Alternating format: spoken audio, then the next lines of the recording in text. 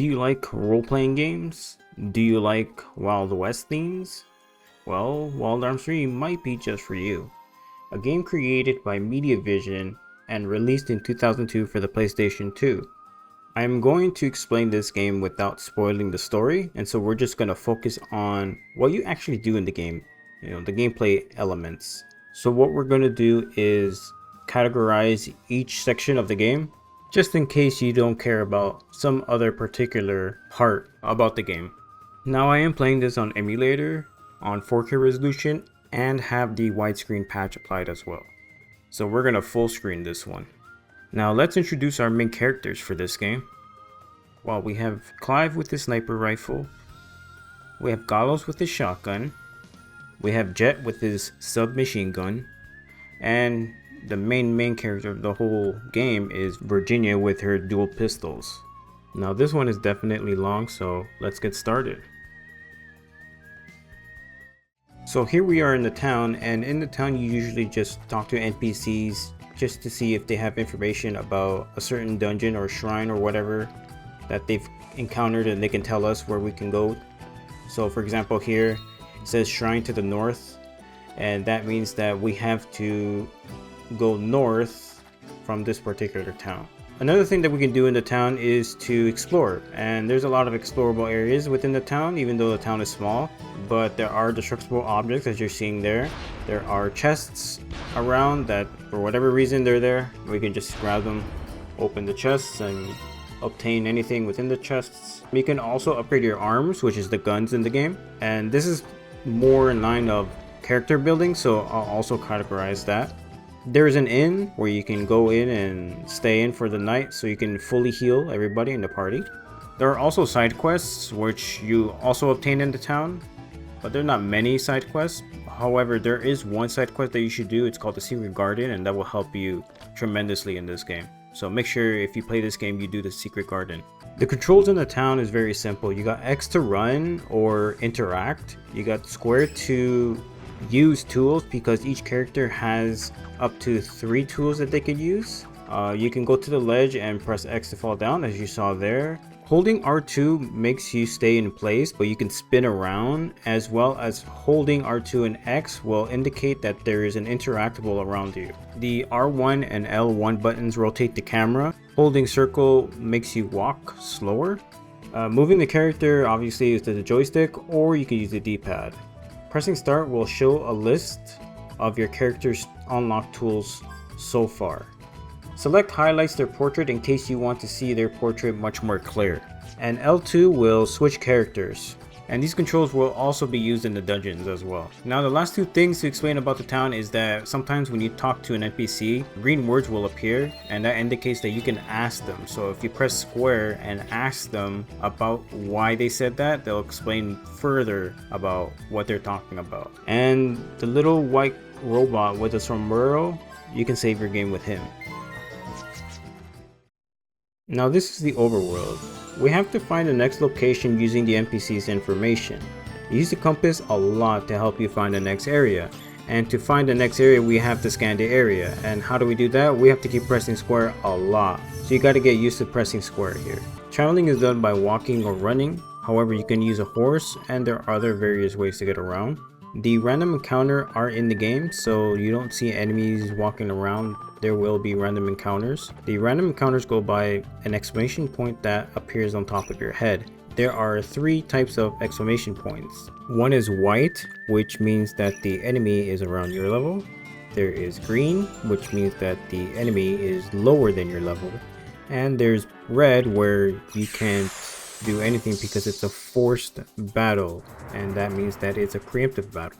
However, random encounters can be ignored by pressing circle, but is limited by the ECN meter at the top left. Now I don't know what ECN stands for. All I know is that if the exclamation point is white, you can press circle and it uses some of that meter. If you press circle on a green one, it doesn't use any meter. And obviously you can't press circle on the red one because it's forced.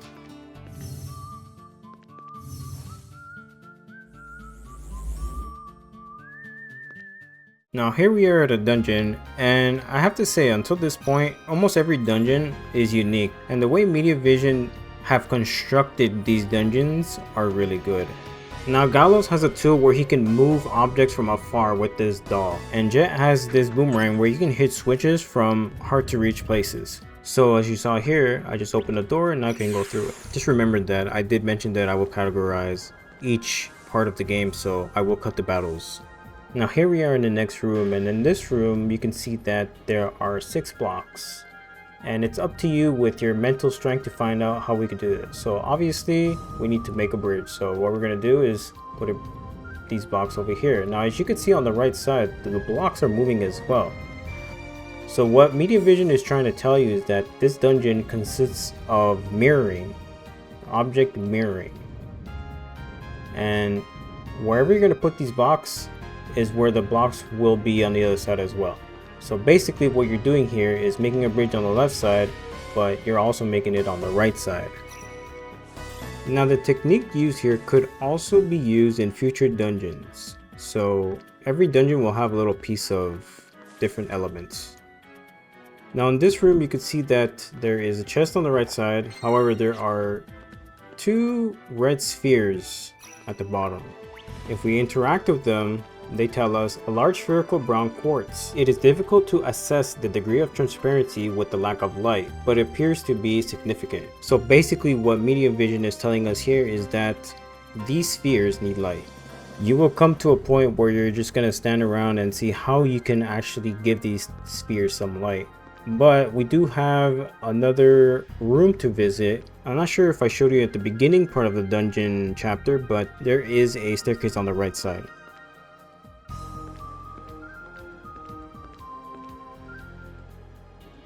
Now in this room we can see that there are candles lit up, but some aren't on the other side. So what did we learn from our previous rooms is that we have to mirror. So in this case I'm using Virginia that can light up candles.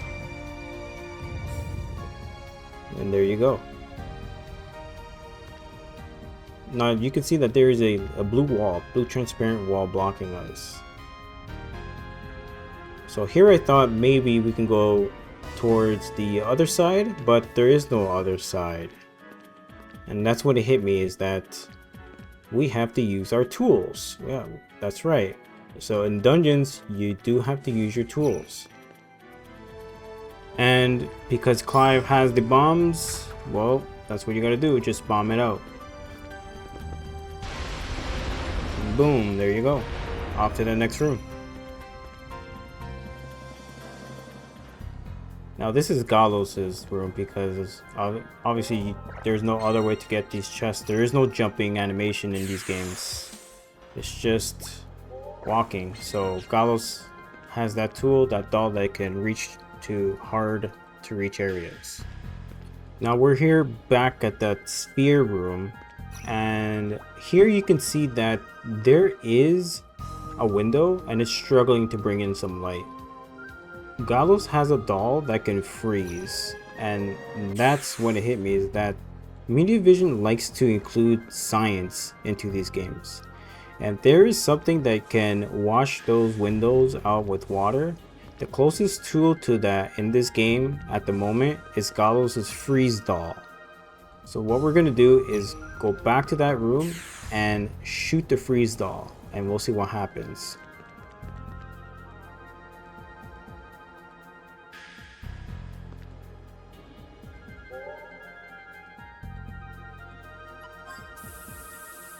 Yep, and it worked.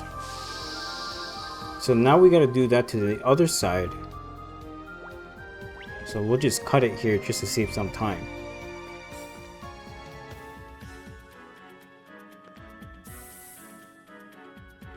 And there you go. Both of them have light now. And that opens up the door. Now on to the next room.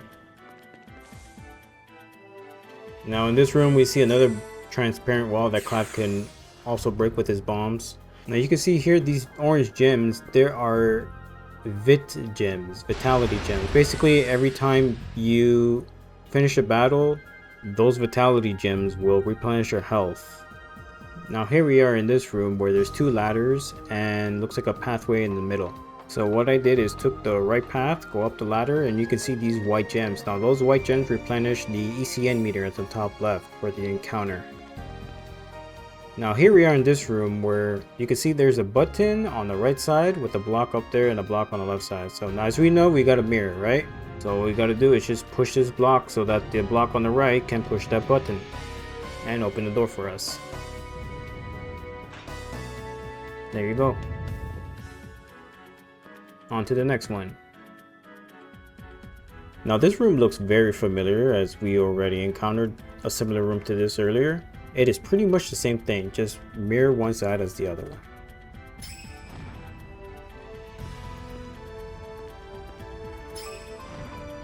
Okay, now what happens now?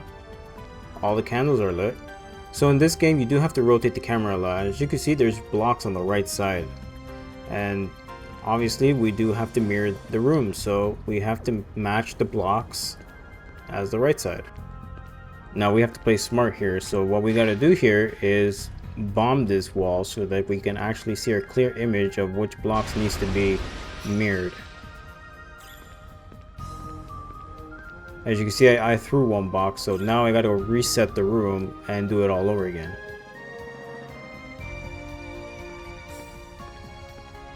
And this time I got the correct box.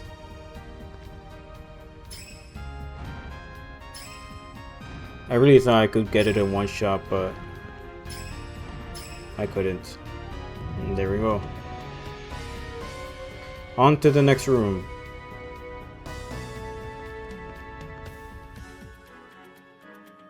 Nice room here. 2 chests for us. Yeah, duplicators are very rare in the game, so you're gonna need them a lot. Here we are with the ECN gems, and here we are with the trigger that will only bring down half of this wall. Jump down to get these vitality gems, and we gotta go back to the beginning, well, back to the previous room to go on the left side.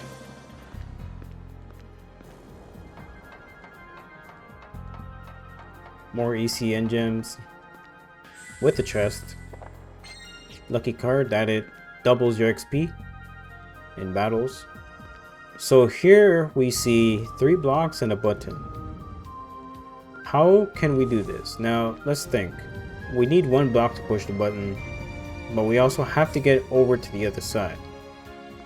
Now this specific area that I'm in right now is not enough for 3 blocks. You need 4 blocks to cross that.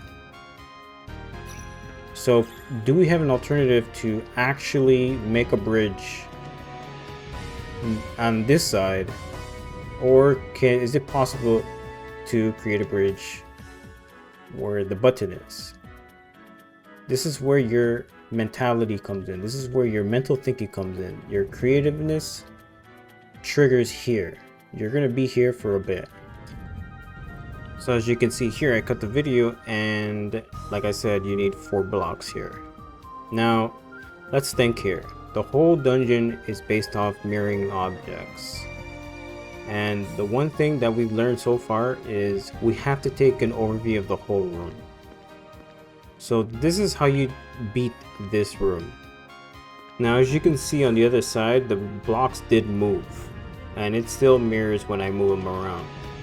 So basically what we have to do here is create a bridge on the right side of this room, and I think it's better if we just reset the whole room because the blocks are already on the right side when we enter.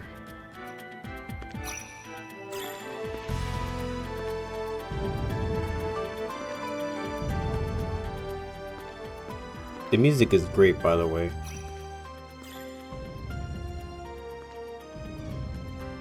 And there we go. So now we made a bridge and we're going towards the other side of the room. Now as you can see here, we still can't pass towards the other side. However, we noticed that 2 blocks can fit here. So what we're going to do is push this block towards the button so that the block on the left side can press the button. Now what we're going to do is we're going to use the blocks to make a small bridge on this side.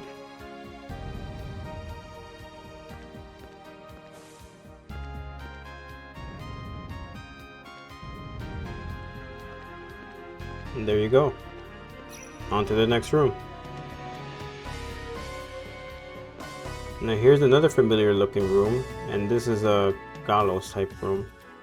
So with the doll that can push stuff, we will have to push those blocks down. Because taking an overview of the room, there's no blocks to actually get over towards the other platform up there. So we're gonna have to bump this block down as well. And from here it's fairly simple. All we gotta do is make another small bridge towards the right side of the room, because that is the closest platform towards the platform on the left. Like I said before, not every dungeon is going to be the same. Future dungeons will take it differently, but they will take pieces from this dungeon and previous dungeons and put them into one. Or there will be dungeons that contain new techniques, new elements. And that's the great thing about this game, is that it always changes it up, you know?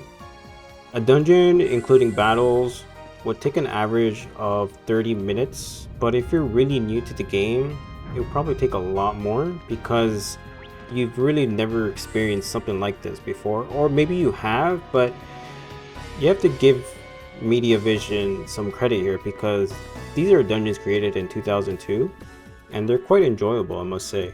But this is the end of the dungeon, and now we can go to the next chapter.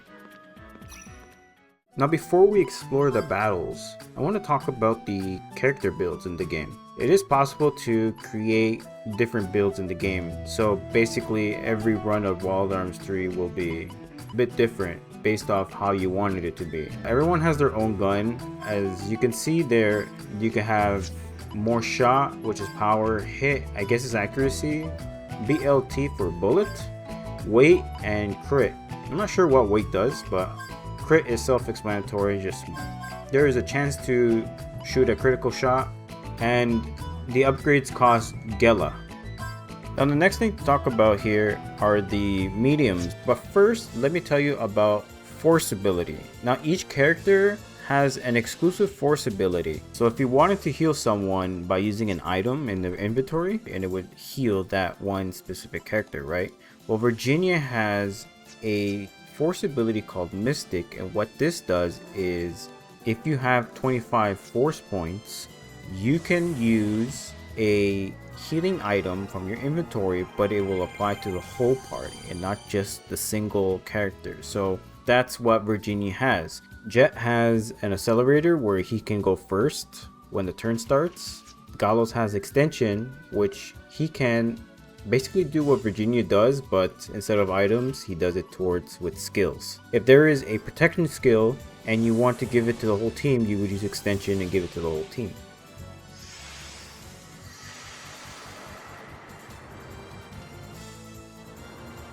And Clive has lock on, which is pretty much just more power in his sniper rifle. So these force abilities are meant to be used with the mediums. So the big obvious one is to give Gallows all the support Arcana skills, because he has extension, right? You can pretty much give the whole team rather than just one by one. And you would also give Clive all the power because of his sniper rifle. It does so much damage, you might as well maximize the amount of damage that you could do with Clive. Or you can reverse roles and give Clive all the support and make it harder for you and just cast a protection spell one by one and let Gallows do all the damage, because extension does apply to enemies as well. So if you had a Arcana skill, an attacking Arcana skill that is, you could cast it on a group of enemies, but they have to have ABC in them. Now the last thing to talk about is the personal skills of each medium, and each character has personal skill points. That's what they're called in the game. And what you do is you enter this page and you see a list of personal skills. For example, here you can see that Virginia has Wind Ward, Thunder Ward, Counterattack, Status Guard, SOX RFX Boost, and Status Ward with a red symbol around it, and that means Confusion symbol. Now if you pump these points out towards every skill here, that means that Virginia is now resistant, fully resistant against wind and thunder, as well as status of confusion And status guard means that if you're guarding in a turn, she will cure all of her statuses without using any items. Counterattack means that there's a chance that you can attack them right after they attack you. And SOS RFX boost means that when she's critically low HP, she will raise her reflex stat up so that she can start first in the turn to heal herself or the whole team. Now the last thing to know about these mediums is that you can actually add more personal skills on them. You can find items around the world, and some of those items may be a skill for mediums. And each medium can equip up to 5 extra skills. And whoever has these mediums equipped will gain those extra skills, granted that you have enough personal skill points to activate them. So here we are in the battle section now. And the battles here are very entertaining because they're not just standing around, they're actually moving around, giving us the imaginary feeling of they are in a brawl. And they go around in circles, but in a turn-based setting. So it doesn't really rely on how far an enemy is. The turn-based attributes for the stats of avoiding and stuff is still in play. Like if Galos shoots his gun from point blank versus long range, it's still the same amount of damage.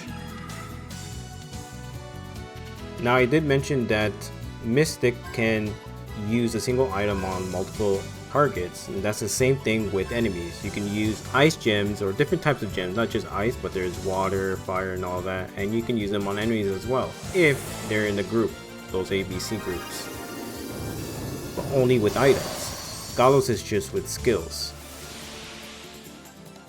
Here I have Jet as a healer, Clive here is a tank, Galos is a damage dealer, and Virginia is a damage dealer as well, but she will help support. So she is kind of in the middle. Here we have a treasure chest. Sometimes a treasure chest will spawn after defeating an enemy in the battle, and by holding triangle you can find out who has the best luck to open this chest. But if they fail, boom! Now the enemies in this game vary from easy to hard, and it really is difficult sometimes depending on how your builds are. So in the beginning of a battle you would usually use your gun, or you would use Arcana skills. It really depends on who you're facing though. In this particular battle, the Fairlight will use light Arcana skills on you, and another Arcana skill that I don't understand what it does. The Hobgoblin there will always attack you, but they have one attack that does like 1,000 damage, so you better be careful of that. I'm not sure how high the accuracy is on that one though. So depending on how you have your build, you have to think a lot, and to help you think, you use Analyze, and when you're analyzing an enemy you can see what they're weak against. So Fairlight is weak against Dark, and I don't have any Dark Arcana skills, but I did see that they had 30 HP, so what we could do is just use any Arcana skill just to defeat them, because they have a high probability of avoiding gunshots, just like you see there. So in order to use Arcana skills, you need FP points, and to get FP points you have to start shooting, or you evade an attack from an enemy. And when you have enough FP points, you can use Arcana skills and they won't use FP points. Only the Force ability skills will use the FP points. So there will be some normal battles that will make you think a lot, and you have to sit there and see how you can progress, because they will spawn more and more throughout whichever dungeon you're in. So basically you're going to get more creative as you play the game. But Media Vision is also creative, and they will keep coming up with new techniques that you haven't seen yet. Now I've already mentioned about Force ability, Arcana skills, and items in the game, but you can still just shoot with your gun and finish the battle like that. It really depends on the enemy though. Very early on in the game you'll be using a lot of your gun, and then when you get your mediums, that's when the enemy starts to get tougher. Now the last things to mention is that if you do run out of bullets, you can guard and it will reload your bullets. and if you have a lot of FP points, you can summon the guardians based off the mediums that you equipped, and they will do an attack that hits multiple targets. If you find it difficult to beat some enemies based off how you have your build, you can always change it at the beginning of a turn. So the game is very flexible and free like that. So you can pretty much take out a medium from a character and give it to another person for that specific battle or dungeon or whatever, you know. You can always change it up. You don't have to necessarily stay with the same build. As you progress through the game, you'll get more mediums, and then you'll see that this medium is good for a certain character for your build. And this usually happens in boss battles. Boss battles are like the #1 reason why you would go switch mediums on characters, because you just don't know what the boss is going to do. You have 0 intelligence on them, and what I mean by intelligence is like information. You got 0 information. This is why analyzing enemies is very important for a first or second playthrough. This is, man, I've done so many playthroughs of this game, but it's been so long since I've played this game. So what I'm doing now here is I'm actually preparing myself just in case this guy does something weird. I'm going to put a lot of Light Ward, SOS Invisible, maybe an Initiative, which gives me 25% chance of going first, and I'm just going to go with that. Now all I got to do is fight the boss to see what he will do. Now my normal build is to bring up some speed, have Jet always analyze and heal, Gallows do the damage, and Clive will be support. Even though he's a tank, he's like a tank support. So he will be giving out protect and shield to teammates. And we will see what he has in stock for us.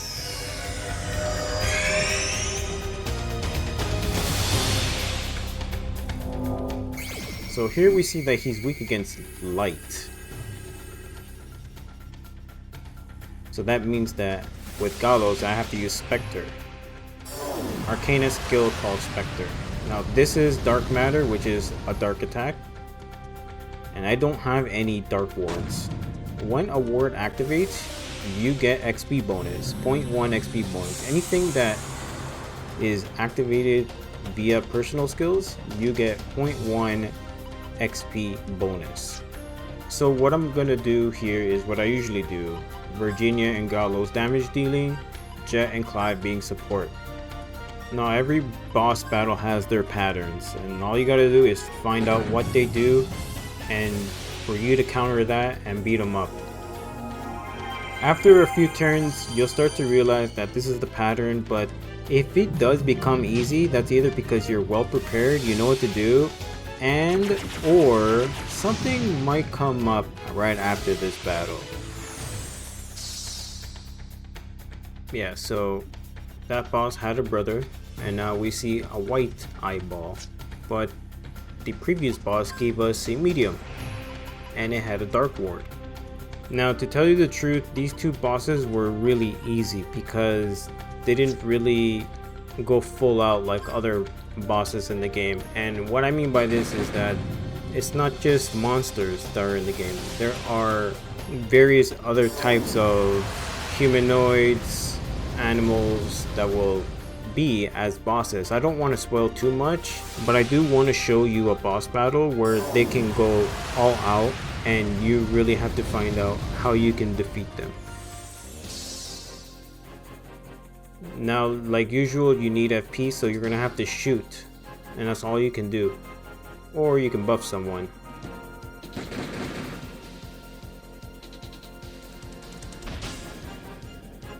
Now it's just turn.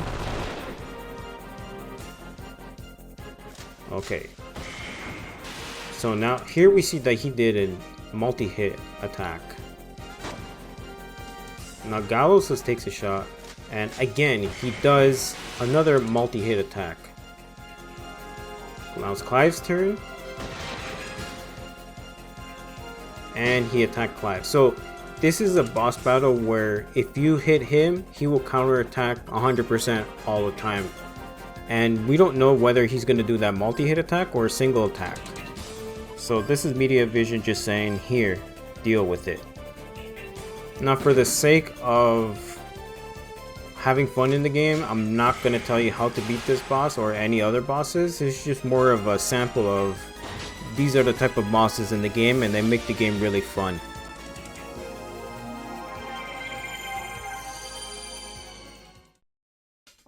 Now, as a bonus chapter, I do want to include this because I felt like people should know about this type of content in an RPG game. And what you're seeing here is called Millennium Puzzle.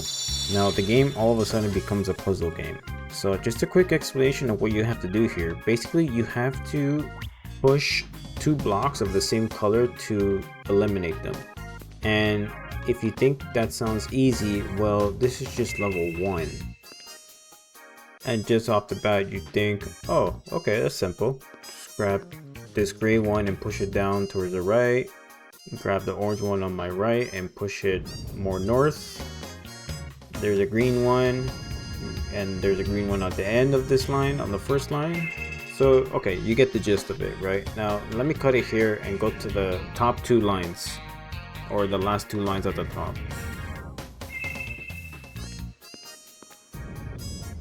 Okay, orange to orange, green to green. Now you notice that there's 5 gray blocks. So how can we do this? Basically what I'm doing here is pushing 1 block out of the way and grabbing this gray block and pushing it near that other gray block, but not too close. Basically what Media Vision wants you to do is to grab the next gray block and push it in between so that all 3 of them can be eliminated, and then just eliminate the last 2 together. Same with the red one. The red one has 3 blocks only. So we're gonna have to do the same thing with the red blocks. And there's a lot more Millennium Puzzles out there. You just gotta find them and play them. And that's just one of the side or bonus content that this game has.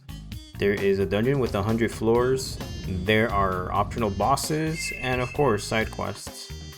And of course there's a lot more to explore, so if you're interested in the game, you can go ahead and check it out.